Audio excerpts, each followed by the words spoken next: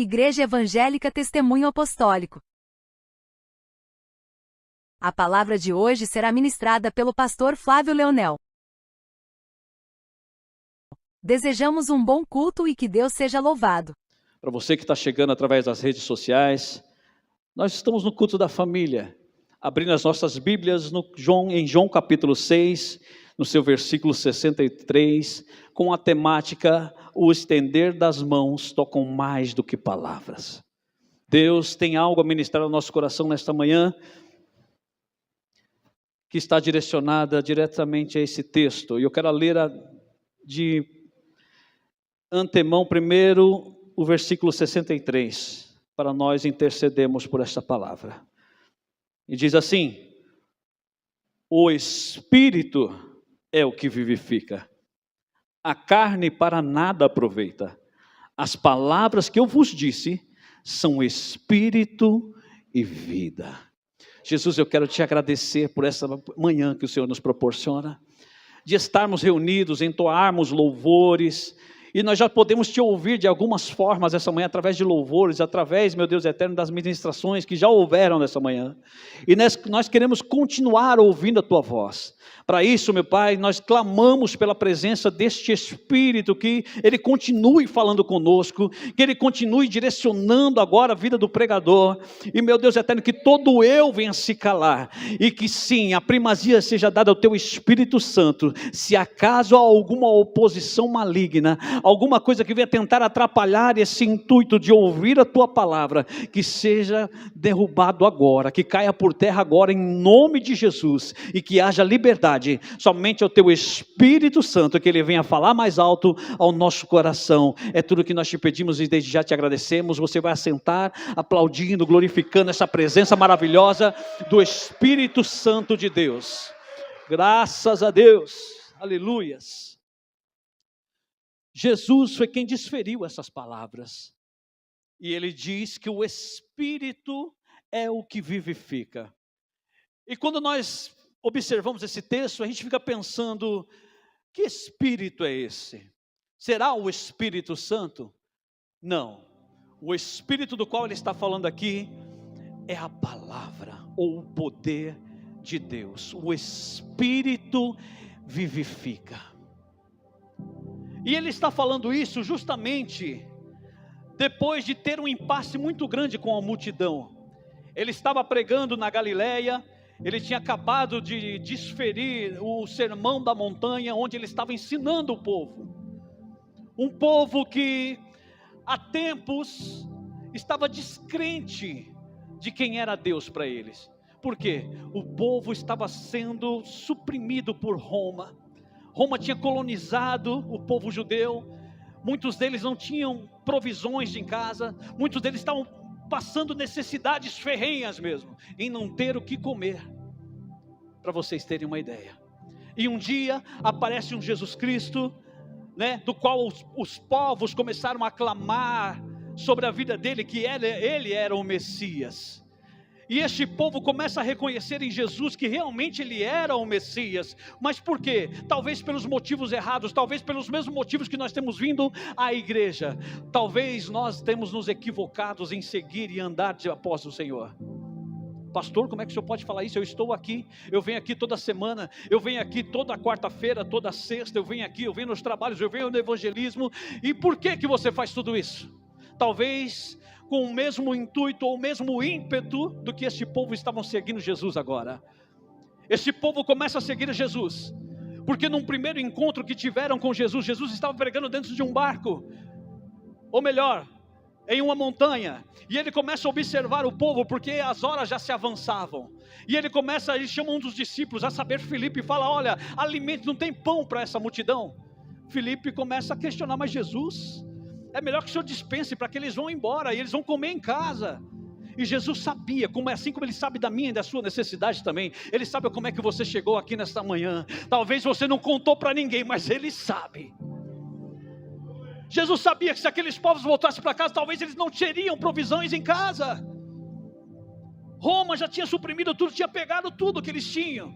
Então Jesus pega e olha para Filipe e fala: não, alimente-os vocês. E Filipe fala, mas Senhor, se nós tivéssemos 200 dinheiro, não seria suficiente para alimentar toda essa gente. E Jesus vai ver se você encontra alguma coisa. E encontra um menino com 5 pães e 2 peixinhos. E ele mesmo questiona, falando para Jesus, mas o que é isso para tantos? Jesus falou, dá aqui, faça o povo se assentar. Jesus levanta, dá graças, e vocês bem conhecem a história, eu não posso ser redundante aqui. Vocês conhecem a história, um milagre aconteceu, todos foram fartos e ainda sobrou. E o povo se apega a isso, assim como eu e você também. Talvez viemos a esta casa porque o nosso casamento estava falido. Talvez viemos a esta casa porque não tínhamos um bom emprego. Talvez porque os nossos filhos estivessem nas drogas. Nós viemos até essa casa talvez buscando também uma boa casa, um bom carro. Porque alguém pregou isso para mim e para você. Vai para a igreja que lá a situação vai melhorar. Vai para a igreja que lá Deus vai mudar a tua história. Vai para a igreja que lá os seus caminhos vão melhorar. Uma segunda oportunidade, Jesus também fez a multiplicação. Ele multiplica sobre a vida dessas pessoas. E chega um momento em que esse povo começa a ovacionar o nome de Jesus. Ei, vamos fazer ele nosso rei. Porque este é o que havia de vir, ele vai nos livrar das mãos dos romanos. Olha, vamos fazer dele nosso rei, porque ele dá pão para nós. Motivos errados para estar na presença de Deus. Porque bens materiais, o nosso pão cotidiano, diz respeito à nossa carne, e ele bem diz aqui, o que é a carne para nada aproveita. Todos os deleites que você venha trazer da carne para nada aproveita. Você pode vir para uma casa como essa, como muitos pregam por aí, você vai ter bons carros, boa casa, boa saúde, bom isso, bom aquilo, isso só vai te trazer até essa terra, mas o que vai te levar para a vida eterna é o Espírito, ou a palavra de vida. O Espírito é o que vivifica. O real sentido de estarmos numa casa como essa não são por bens materiais, mas sim pela palavra, ou por Jesus. Jesus, quando ele observa o povo vindo a ele, interessado nos pães e nos peixes que ele estava multiplicando, ele estava dizendo, Jesus estava olhando, assim como ele olha para mim e para você, ele sabe da sua necessidade, ele sabe do que você precisa, só que ele quer que você venha a ele pelos motivos certos, não é por necessidade. Ele quer que você venha para viver, ou seja, para receber as palavras de vida eterna que vai te levar a encontrar com ele um dia nas nuvens. Ele sei da sua necessidade, ele diz para mim e para você, buscai primeiro o reino, porque as demais vão ser acrescentadas. Eu não estou indiferente à sua situação, eu sei o que você está passando, mas venha a mim pelos motivos certos. Quando Jesus chega para aqueles povos que veem, que eles estão vindo a ele apenas pelo pão e pelo peixe, sabe o que ele fala? Ele começa a dar um discurso, aleluia, dizendo, aquele que não comer da minha carne, e não beber do meu sangue não é digno de mim. Sabe o que é isso? É viver a vida dele, é abdicar dos prazeres da carne, é abdicar das suas necessidades, para viver a vida dele, viver o propósito dele. Nós acabamos de cantar, não há dia, ou melhor dia, do que estar no centro do teu querer. Estar no centro do querer de Deus, muitas vezes é passar necessidade, sim. É pessoas te apontar sim e perguntar onde é que está o teu Deus, e você ter a certeza que na hora oportuna ele vai vir e vai te resgatar. Então Jesus está falando, aquele que não beber e não comer comigo, não viver a minha vida, não é digno. Sabe o que as pessoas olharam para ele? Olha só o que diz aqui no versículo 60. Muitos, pois, dos seus discípulos, ouvindo isso, disseram, duro é este discurso, quem pode ouvir? Talvez você esteja olhando para mim e falar, pastor, então o que eu estou fazendo aqui? Eu vim buscar renovo para a minha vida, eu vim buscar que a minha vida melhorasse. Tudo isso pode acontecer se você vier a ele pelos motivos certos. Busque primeiro o reino, busque primeiro a vontade dele, e as demais vos serão acrescentadas. Alguém chegou para ele e falou, mas é duro esse discurso, quem poderá ouvir? Porque quem está necessitado não aguenta ouvir muita coisa não. Quem está necessitado, ele ouve palavras como essa, e ele vai falar, mas Jesus é insensível, ele sabe da minha necessidade, mesmo assim ele está, não dando importância. Não, Jesus se importa sim, mas ele veio para trazer vida, e nessa terra ele já falou que não tem. O que vem da carne nada se aproveita. E se nós esperarmos deles apenas nessa vida, nós somos os mais miseráveis dos homens. Alguém se aproximou dele certa feita e falando: Jesus, se eu deixar tudo para te seguir, o que eu vou ganhar? Jesus falou o quê? Nesta vida 100 vezes mais e no porvir, a vida eterna. Mas 100 vezes mais o quê? O que ele fala mais? No mundo tereis aflições. Mas tem de bom ânimo, porque o que interessa para Jesus, a meu respeito e ao seu respeito, é um dia se encontrar com Ele nas nuvens. É a vida eterna, é o porvir, não é o agora. É sim, essas coisas estão aí para nos servir. Um bom carro, uma boa casa, quem não quer regalias? Eu quero. Mas não é o mais importante para mim e para você, porque de repente você pode ter tudo isso e perder a salvação. O que mais importa não é a cura que você espera receber, é o porvir. Porque se você morrer hoje, é como Paulo falava, é lucro, é ganho, eu vou encontrar com Ele. Aleluias. 61, sabendo pois Jesus em si mesmo, que os seus discípulos murmuravam a respeito disso, disse-lhe: isso vos escandaliza? Porque talvez eu e você estejamos dentro da igreja muitas vezes esperando do Senhor apenas nessa terra, e quando nós não alcançamos, nós nos escandalizamos. A gente começa a olhar em volta e falar: o ímpio consegue as melhores oportunidades, e eu como filho de Deus. Muitas vezes o que Deus não te concede é porque Ele não quer perder um dia de encontrar com você nas nuvens. Porque se você pegar, ou se render às vontades da carne, aos prazeres da carne, você pode se corromper e ficar naquele grande dia. No versículo 64, no versículo 63, Jesus vai falar isso claramente para ele: o Espírito é o que vivifica. Que Espírito é esse? A palavra. Se você é guiado pela palavra, Ele vai te trazer vida.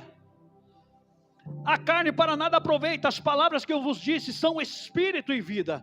Tudo o que você precisa é o direcionamento da palavra. O problema é que tão pouco nós a buscamos.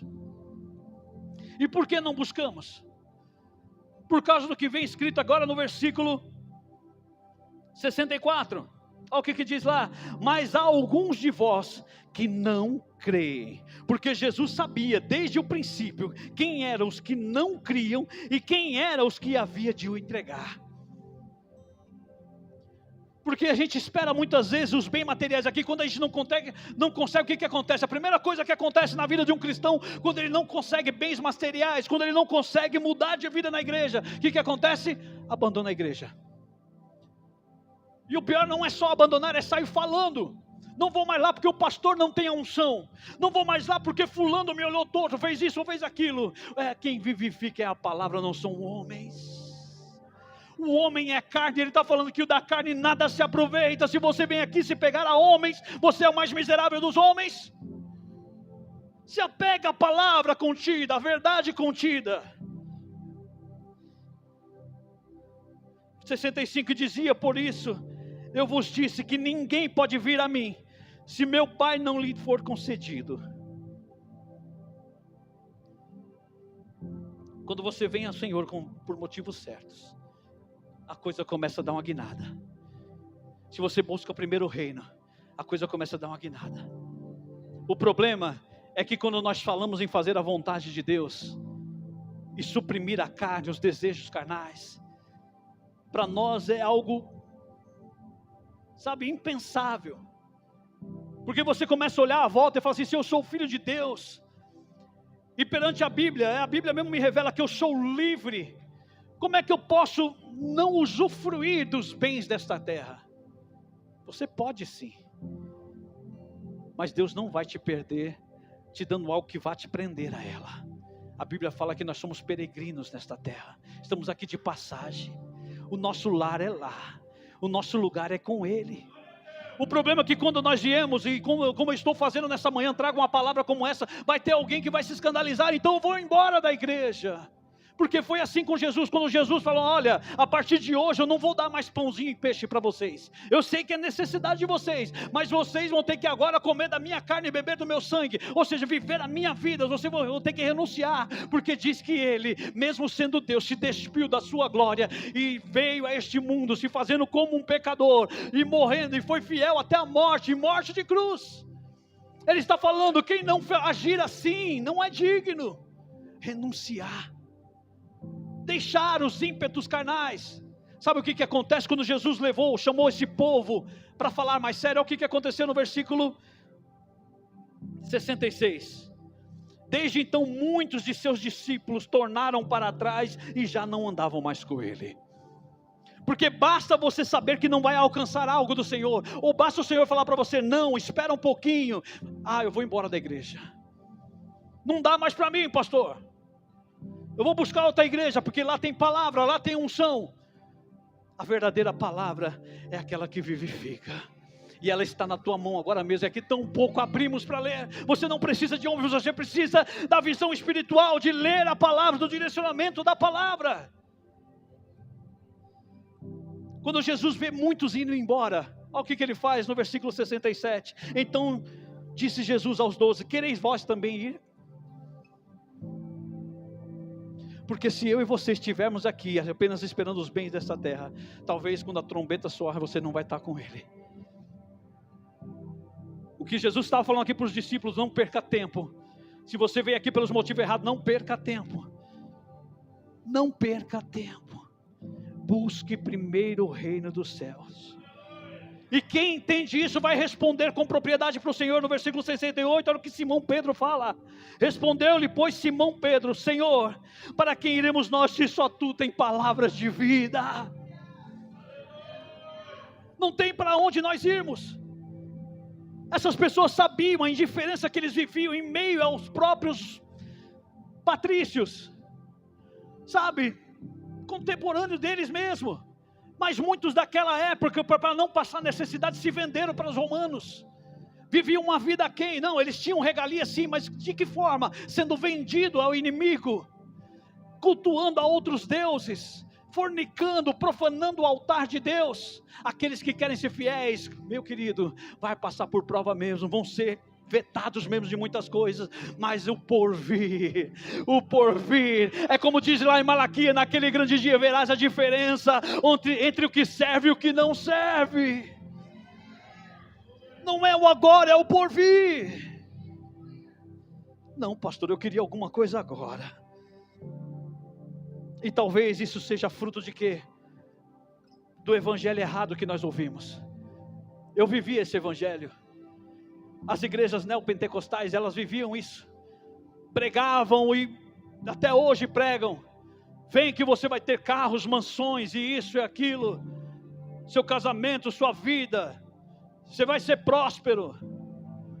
Em nenhum momento você vai ver Jesus falando que você vai ser tudo isso.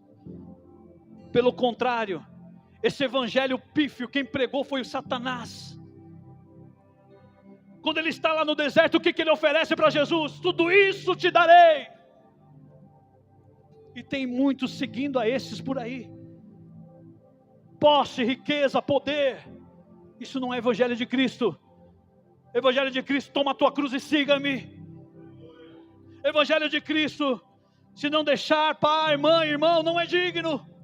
Se não comer do meu sangue, não beber da minha carne, viver meu propósito, não é o seu.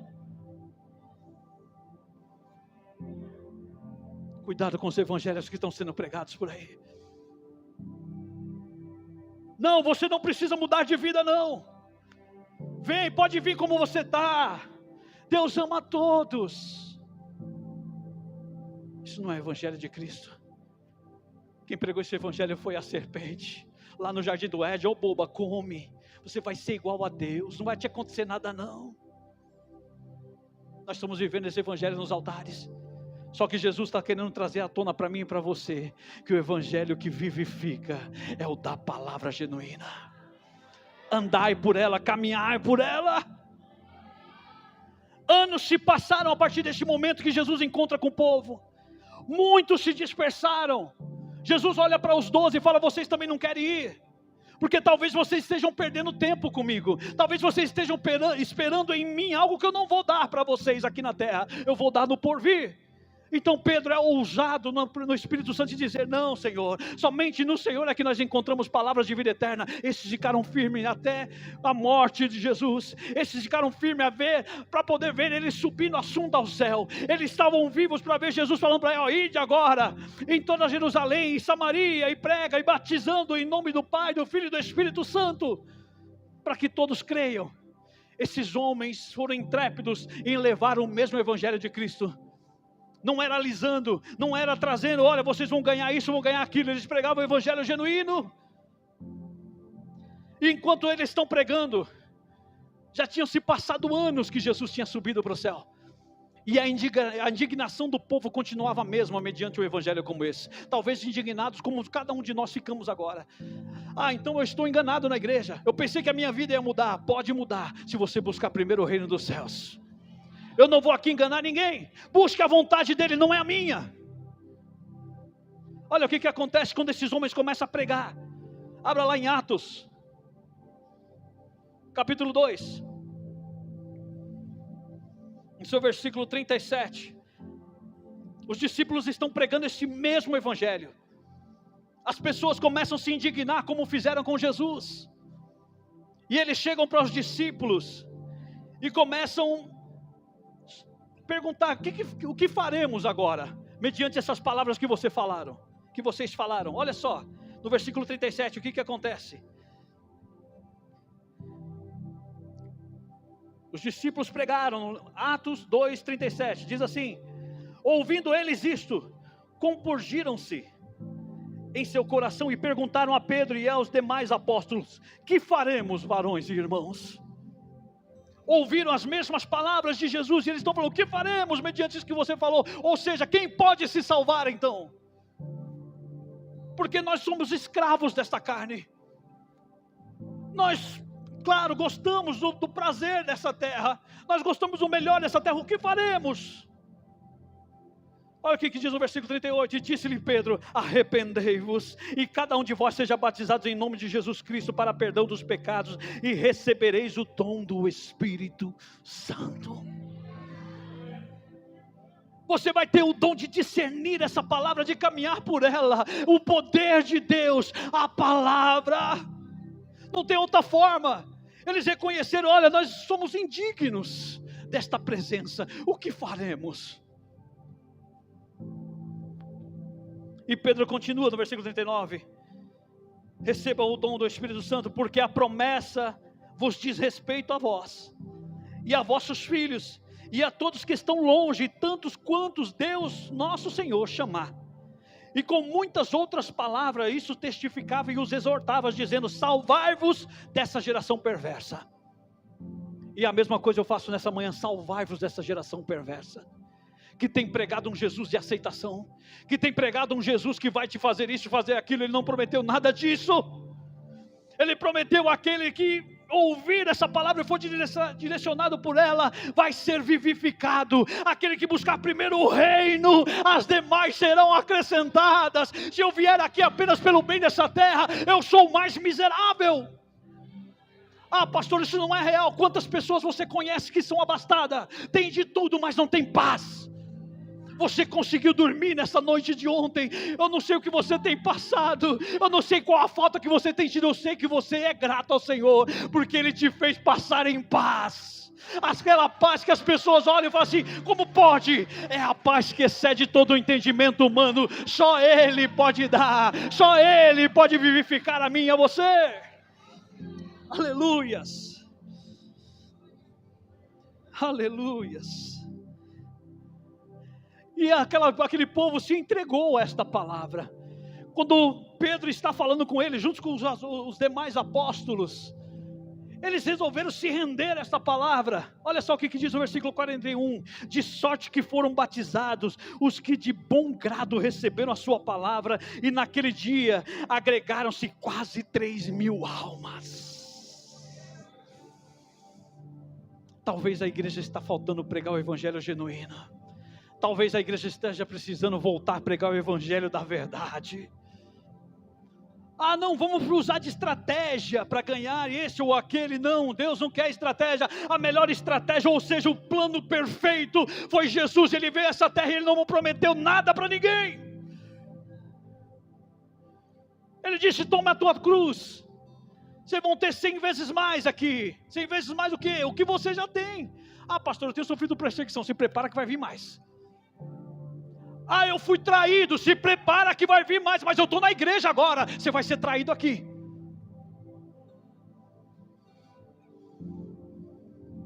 Isso consiste no Evangelho de Cristo. Cuspiram nele, maldizeram ele, levantaram todo tipo de falso contra ele, e ele não abriu a sua boca. Mas aqueles homens, quando entenderam essa palavra, quando se renderam a essa palavra, o que aconteceu no versículo 42? E perseveravam na doutrina dos apóstolos, e na comunhão, e no partir do pão, e nas orações, e em cada alma havia temor, e muitas maravilhas e sinais se faziam pelos apóstolos. Todos os que criam estavam juntos e tinham tudo em comum, vendiam suas propriedades e fazendas, e repartiam com todos, segundo cada tinha necessidade, e perseverando unânimes todos os dias no templo e partindo o pão em casa, comiam juntos com alegria e singeleza de coração. Nós estamos falando da igreja.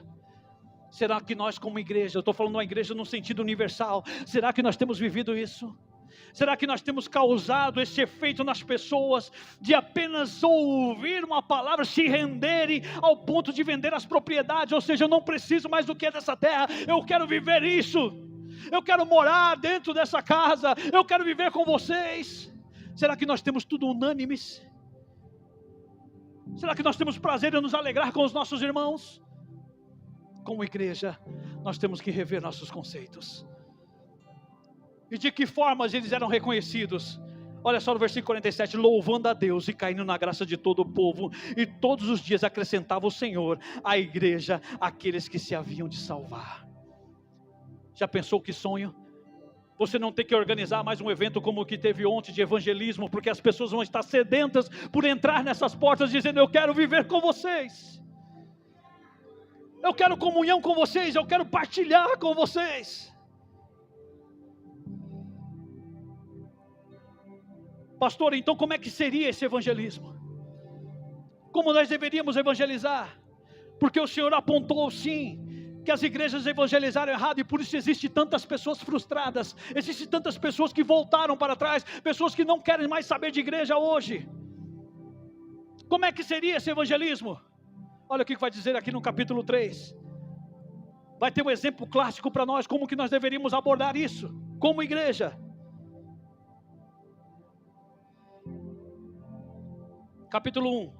Capítulo 3, versículo 1. Pedro e João subiam juntos ao templo, à hora da oração, a nona, cerca de 3 horas da tarde. E era trazido um varão que desde o ventre da sua mãe era coxo, ao qual todos os dias punham a porta do templo chamada Formosa para pedir esmolas aos que entravam. Existem pessoas que talvez na correria de virmos a este culto, nós passamos por ela e nem percebemos, mas eram pessoas que todos os dias estão à nossa vista, e nós tão pouco reconhecemos. Diz que era um homem, que era coxo de nascimento, e todos os dias ele era colocado na porta do templo chamado Formosa. Esse templo, ou melhor, essa porta chamada Formosa, era a porta mais importante do templo, era a que tinha maior acessibilidade ao templo, ou seja, era impossível alguém passar por aquele homem sem o enxergar. Colocaram ele no lugar de evidência. Eu vou colocar aqui porque um dia alguém vai olhar para ele e vai ter misericórdia. Talvez as pessoas tenham sido trazidas a esse templo e tem nos faltado misericórdia de olhar para elas. E quando eu falo de olhar, não é desferir palavras. Tem pessoas que pela necessidade em que vive, ela não precisa de palavra, ela precisa de atitude. Era o que esse homem precisava. Anos sendo levado à porta do templo, deixado lá todo dia. Talvez alguns passavam até meneavam a cabeça, porque ser coxo ou nascer com uma deficiência era sinal de abandono de Deus, era sinal de castigo de Deus. As pessoas olhavam, quem foi que pecou? É um pecador. Quem foi que teve coragem de colocar esse pecador à porta do templo, um templo santo? Talvez nós temos que mudar os nossos conceitos de igreja. Ele era levado. No versículo 3, e ele vendo a Pedro e a João, que iam entrando no templo, pediu-lhe que lhe desse uma esmola. Talvez você na caminhada para esse templo, alguém te pediu uma oração, uma palavra que seja. Lá perto de casa eu não posso andar com a Rosângela. Parece que ela atrai. Na rua, as pessoas, e vai abraçar, e abraçam mesmo. Nós moramos numa região, né, próximo lá onde tem muitos usuários de droga. E parece que eles, eles vêm atrás. Ontem nós pegamos um. Ele falou, olha, eu acabei de sair do hospital. Eu pensei que ia morrer. Mas sabe aquele Deus que você falava para mim, Rosângela? Ele me livrou. Eu estou de pé aqui porque eu reconheço. Eu falei, eu saí do hospital e ainda falei com ele, se o Senhor me tirar daqui, eu nunca mais vou colocar uma bituca de cigarro na boca. E ele falou, eu estou há 14 dias sem fumar. E não estou nem sentindo vontade. Tem alguém que vai olhar para você e vai te pedir que seja uma esmola. Só que nesse momento, Pedro e João, eles estão cheios do Espírito. De que Espírito? Desta palavra. Da palavra do Evangelho que vivifica. E eles estão olhando para aqueles homens agora não com olhar, que talvez aquele olhar que todos passaram por ele, entrando no templo, sem nem ao menos dar importância, sem ao menos ter um diálogo com ele. Pedro resolve olhar para ele com outros olhos, o olhar que vivifica, o olhar da palavra.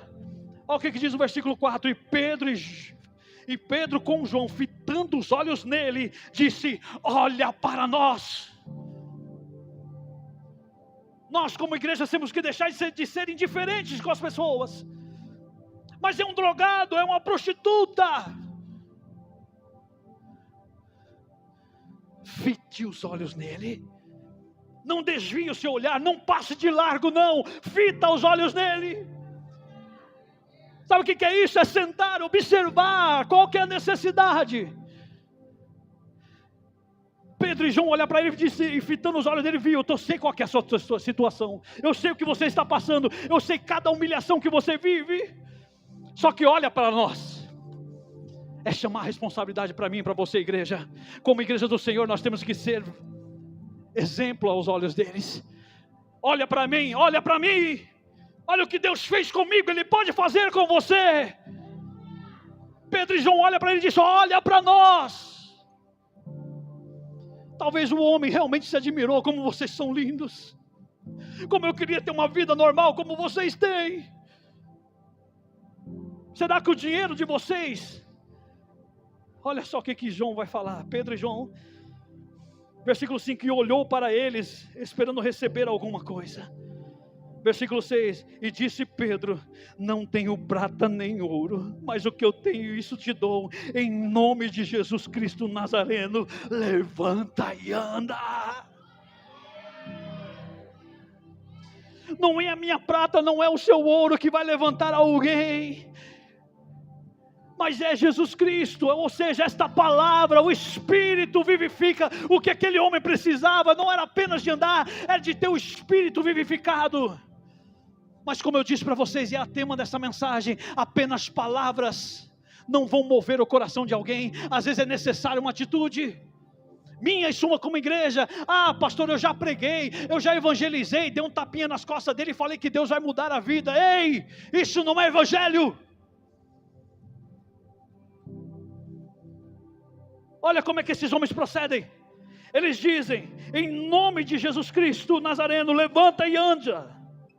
Só que era necessário também uma atitude. Olha o versículo 7, e tomando-o pela mão direita, levantou e logo seus pés e tornozelos se firmaram. Igreja, está na hora de se movimentar, está na hora de começar a abraçar, está na hora de levantar essas pessoas e trazerem. Eu já preguei, não, toma pela mão, traga. Que evangelho morto é esse? Ah, é só pregar. Não, é tomar atitude. Toma pela mão. O que é isso? É discipular, é se importar, é ligar, é trazer. Olha, é como diz lá, eles se importavam tanto que o número de cristãos cresciam a cada dia. Aleluias. Diz que ele firmou os pés. Talvez o que está faltando para alguém entrar nessa igreja é só isso. Você já pregou. Deus sabe que você já pregou. Está faltando você tomar pela mão e firmar os tornozelos dele. Começa a criar agora um discipulado. Porque Jesus ele fala isso aos discípulos: ide e fazei discípulos. Não se faz discípulos apenas pregando uma vez. Se faz discípulo estando convivendo com ele. Jesus convive com os apóstolos 3 anos. Até que eles ganhem a sobriedade de caminhar sozinhos. Talvez o que está faltando a mim e a você como igreja para evangelizar do modo certo é caminhar com eles. Aleluias. Firmou os tornozelos e saltando, olha só. Ah, pastor, eu já preguei, mas a pessoa não quer ouvir. Esse jovem do qual encontramos ontem, a Rosângela, há um tempo fala para ele. Inclusive no encontro, quando ele falou: olha, eu reconheço que foi o Deus que você falou para mim. Aí até a Rosângela falou: não vou mais falar nada para você. A conversa tua é com ele agora.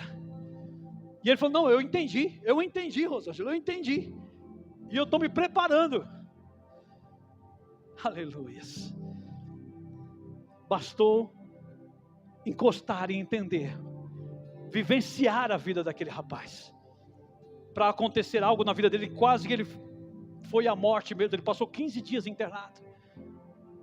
Quase foi a pique. Ele falou: eu vi Deus entrar, eu vi Deus me resgatar mesmo. Com uma semana que eu estava lá, ninguém acreditava que eu ia me levantar. Com uma semana eu já estava ajudando as enfermeiras a dar banho nos outros. Porque eu estava numa ala que ninguém poderia ter autonomia. Tinha um homem que estava com um buraco nas costas. E eu estava ajudando a dar banho neles. Eu falei: Deus fez isso para que você tome tento de quem Ele é, porque é o Espírito que vivifica. Até hoje você buscou os prazeres desta terra, mas Ele está te convidando a viver o reino. Quando esse homem recebeu o abraço de Pedro e de João, quando ele percebeu que ele pôde firmar os seus tornozelos e estava andando agora normal como eles, ou seja, eu estou em ponto de igualdade. Eu estava como um mendigo jogado à porta, muita gente nem olhava para mim, mas esses homens me levantaram, eu estou andando com eles, eu sou como eles. Olha o que acontece com ele. E saltando ele, pôs-se em pé, e andou, e entrou com eles no templo, e andando e saltando, aí louvando a Deus. O que falta para mim e para você de repente é tomar essas pessoas pela mão, para eles entrarem nesse templo, saltando e louvando a Deus. Ah, eu já preguei tanto, essa pessoa nem ouviu. Quem disse que ela não ouviu? Talvez ela só esteja esperando uma atitude sua de tomá-la pela mão. Aleluias. Quando esse homem entra louvando a Deus, saltando no templo, ele causa espanto nas pessoas. Olha só no versículo 10. E conheciam-no, pois era ele o que se assentava a pedir esmolas na porta formosa do templo. E ficaram cheios de pasmos e assombrados pelo que acontecera. E apegando-se a ele, a Pedro e a João, todo o povo correu atônito junto deles, no alpendre chamado de Salomão. Quando aquele homem se sentiu firme, ele se apegou a Pedro e João. Se você tomar o intuito de discipular alguém, essa pessoa nunca mais vai te soltar. Ela vai querer ser como você. Ele entrou cantando e saltando no templo, o que causou espanto nas pessoas. As pessoas, quando viram aquilo acontecer, porque sabia que anos acontecia aquilo na vida daquele homem, eles correram para se prostrar diante de Pedro e de João. Rapaz, como é que vocês fizeram isso? Que poder é esse? O poder que todos eles teriam, mas não queriam usar. O poder que eu e você temos, mas não queremos muitas vezes, ou talvez não tenhamos conhecimento disso. Se você tomar alguém pela mão, essa pessoa vai entrar saltando e glorificando a Deus aqui. Caminhar junto, discipular, ter paciência. Quando eles correm dessa forma, no versículo 12, e quando Pedro viu isso, disse ao povo: varões israelitas, por que vos maravilhais disso? Ou porque olhais tanto para nós, como se por nossa própria virtude ou santidade fizéssemos esse homem andar? O Deus de Abraão e de Isaque e de Jacó, o Deus de nossos pais, glorificou o seu filho Jesus, a quem vós entregastes, e perante a face de Pilato negastes, tendo ele determinado que fosse solto. Quem fez isso foi Jesus. Aquele Jesus que talvez eu e você renegamos, porque ele está falando aqui de uma renegação. Aquele povo tinha renegado esse Jesus. Ele tinha chegado diante de Pilatos e falou: solta Barrabás, nós preferimos Barrabás. Ah, pastor, mas eu não sou digno desse julgamento. Eu não escolhi Barrabás. Cada vez que eu e você escolhemos os prazeres carnais, nós estamos escolhendo Barrabás. Cada vez que nós desprezamos o caminho ou a palavra de vida, o Espírito de vida, nós estamos escolhendo Barrabás. O Espírito vivifica, a carne para nada se aproveita. 14. Mas vós negastes o santo e o justo, e pedis que vos desse um homem homicida, e mataste o príncipe da vida, ao qual Deus ressuscitou dos mortos, do que nós somos testemunhas, e pela fé no seu nome, fez o seu nome fortalecer. A este vede conheceis a fé que por ele se deu, na presença de todos vós, está em perfeita saúde. Talvez o que precisa é somente uma atitude, é mudar. O povo está cansado de palavras, de palavrinhas bonitas. Ele está precisando de uma atitude minha e sua como igreja, para que você compreenda mais. Vamos lá em Isaías capítulo 35. E eu encerro.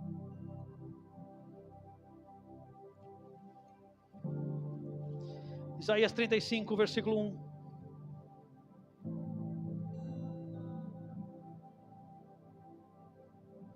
Quando a igreja começar a tomar atitude de discipular, de ir e fazer discípulos, olha o que vai acontecer.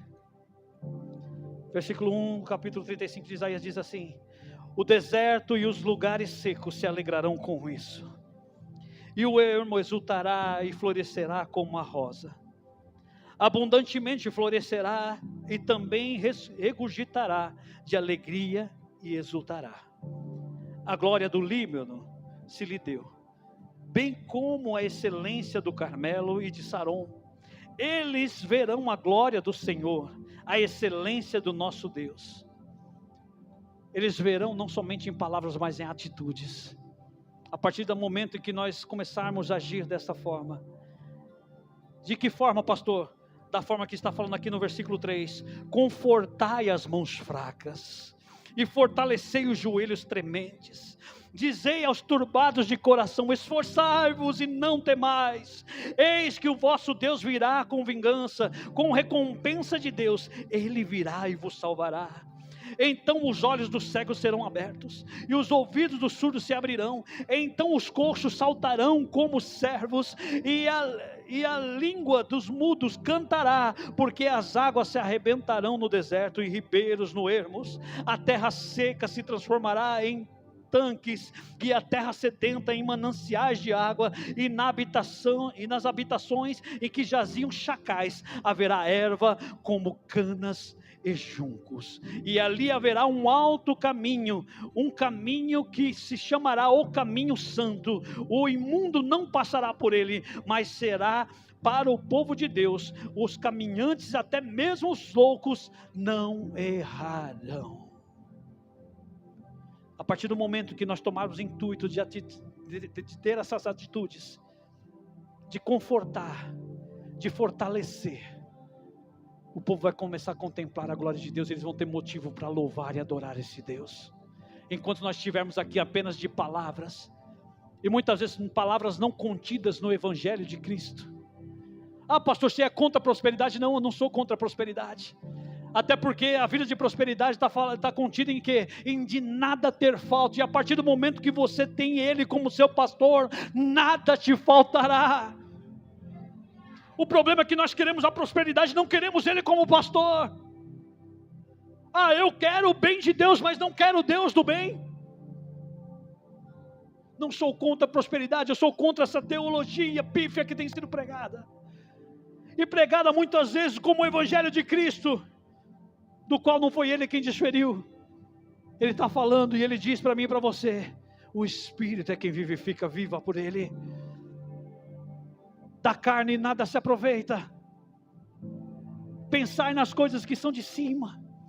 Vivei as coisas que são de cima. Não, mas eu preciso me abalizar, eu preciso estudar, eu preciso ter.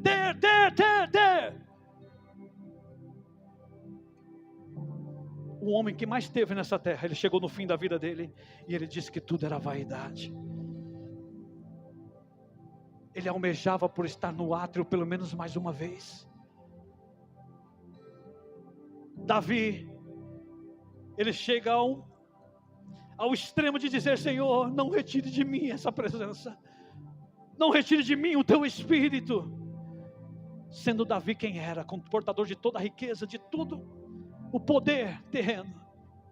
Só por aí você pode enxergar que o mais que você encontrar nessa terra é nada perto da glória vindoura. Se você entende essa palavra, eu peço que você se coloque de pé. Eu quero orar pela tua vida.